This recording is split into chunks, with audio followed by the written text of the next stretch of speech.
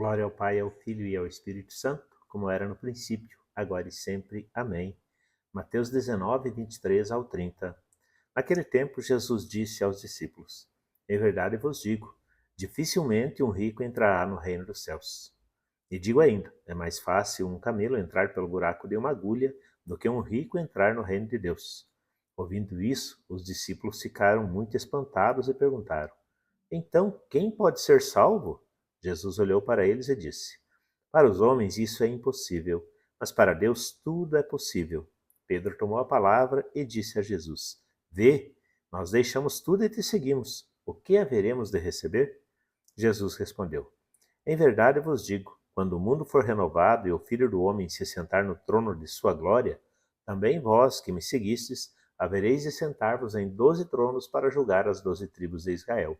E todo aquele que tiver deixado casas, irmãos, irmãs, pai, mãe, filhos, campos, por causa do meu nome, receberá 100 vezes mais, e terá como herança a vida eterna.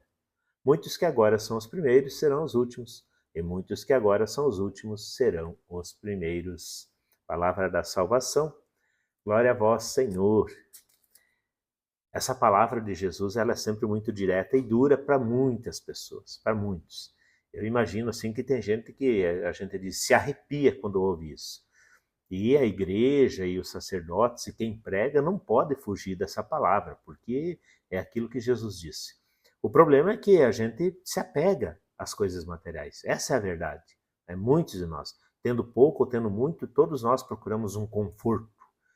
Todos, né, nos apegamos aos bens, às coisas, à roupa, à casa, a carro, essas coisas. Então, o convite de Jesus, o anúncio de Jesus, o alerta de Jesus é sobre esse apego. Não é a riqueza em si que mata, que condena, que leva à perdição, né? Mas é a direção do nosso coração. É a nossa esperança, é a nossa fé, é a nossa confiança. É onde a gente deposita tudo isso.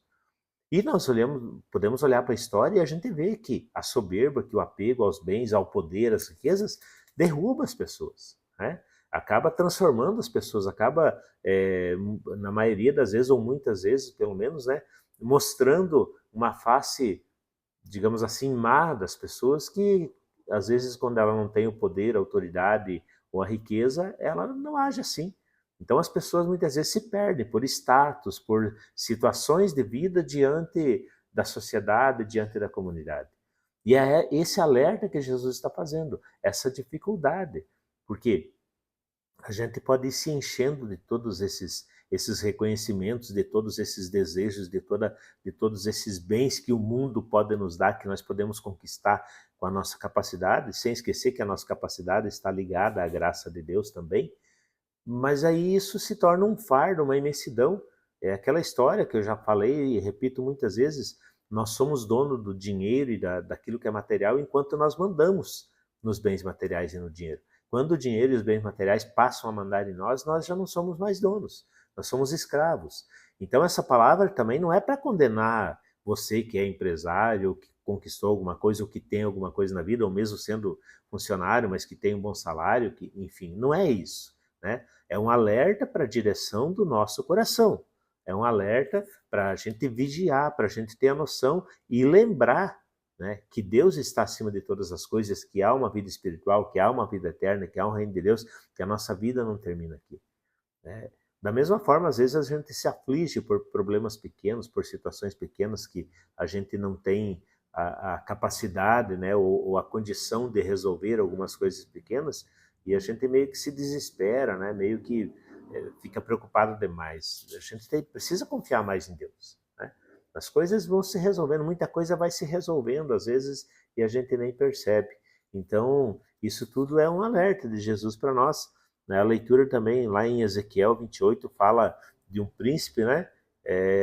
O príncipe de Tiro, que foi acumulando ouro, prata, sabedoria, mas o seu orgulho fez esquecer de tudo que vem de Deus. E aí ele se perdeu, né? Aí ele entrou em queda, porque, né, a situação, a história mostra que a riqueza e o talento, sem humildade e fidelidade, né, vai desviar do caminho da vida. Então é isso que Jesus é, é uma liberdade interior que nós temos que ter, uma confiança mais plena em Deus. Então não é a riqueza que condena, mas é um coração preso a essa riqueza. Reconhecer que tudo é dom de Deus, viver com generosidade, né, com pensar, lembrar que existe uma salvação, que existe uma vida eterna, são os desafios que nós temos e a oportunidade de crescimento interior, né? Que possamos pensar nisso tudo e confiar em Deus. Ele tem a resposta para todas as coisas e conhece todas as situações. Deus abençoe você. Em nome do Pai, do Filho e do Espírito Santo. Amém.